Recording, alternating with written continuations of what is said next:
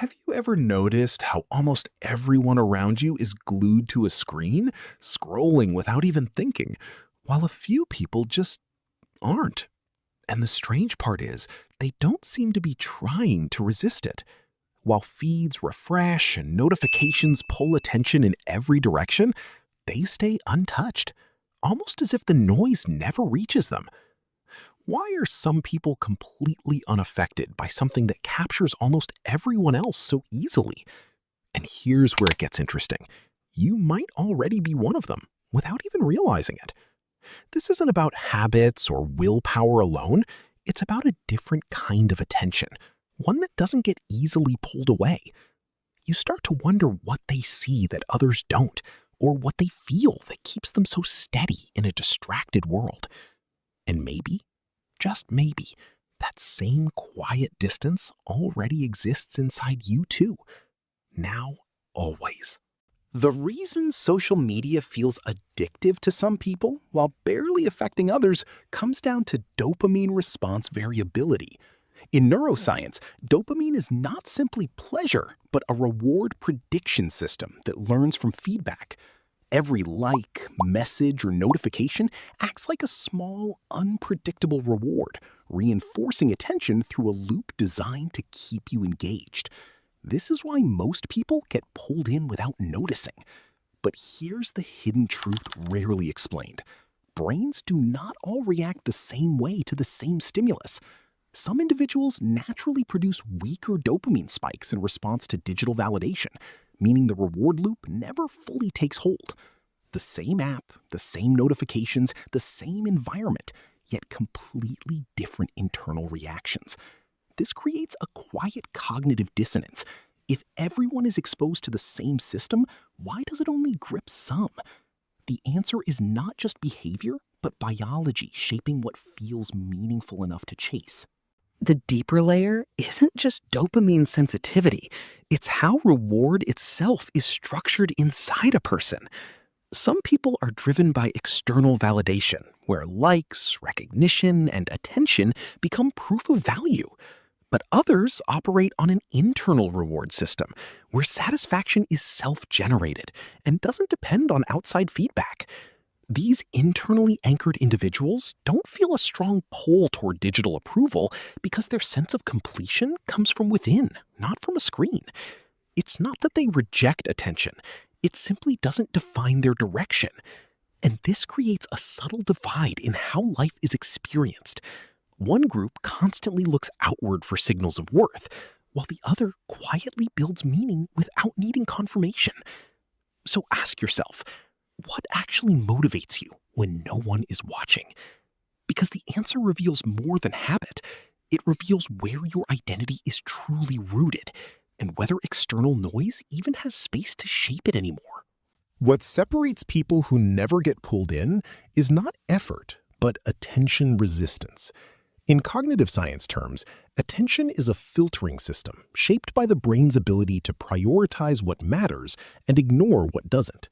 For most users, constant novelty, new posts, endless scrolling, rapid shifts in content trains the mind to chase stimulation like a reflex.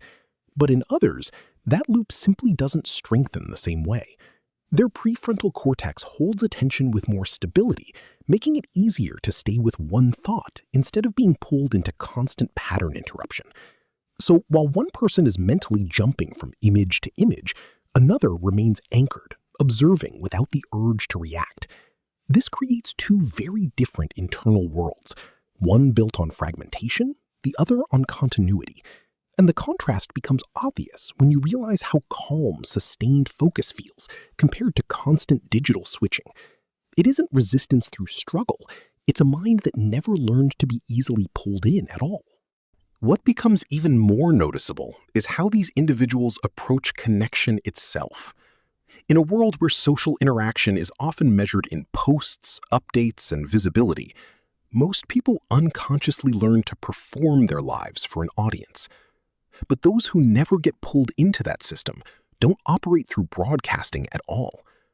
They don't feel the need to translate every moment into something shareable, and that changes the texture of their relationships completely.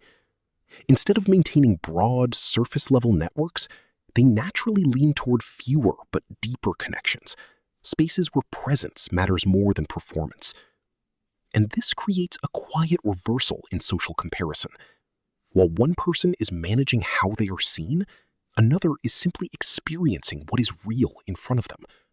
There's no constant check on how it appears, no background pressure to validate the moment through external reaction. It feels more grounded, more direct, almost like conversation before it was ever measured or displayed. And if you think about your own life, there's often a tension between living something and presenting it. These individuals resolve that tension not by effort, but by absence of need. Their relationships aren't built around attention loops. They're built around trust, consistency, and unedited presence, which is why it often feels more real, even from the outside. It's easy to misinterpret this difference as strength, like some people are resisting temptation while others are getting pulled in. But psychologists often suggest a more accurate framing. It's not about discipline versus weakness at all. It's about different psychological wiring and how reward is interpreted in the first place. Some brains assign high value to rapid social feedback, which makes digital environments feel engaging and hard to ignore. Others simply don't encode that same level of importance to the same signals, so the pull never fully forms. This isn't a hierarchy, and it isn't about being better or more controlled. In fact, thinking of it that way creates a false narrative that adds judgment where there doesn't need to be any. The reality is more neutral. The same stimulus passes through different internal filters and produces different levels of meaning. For one person, a notification feels like relevance. For another, it barely registers as signal.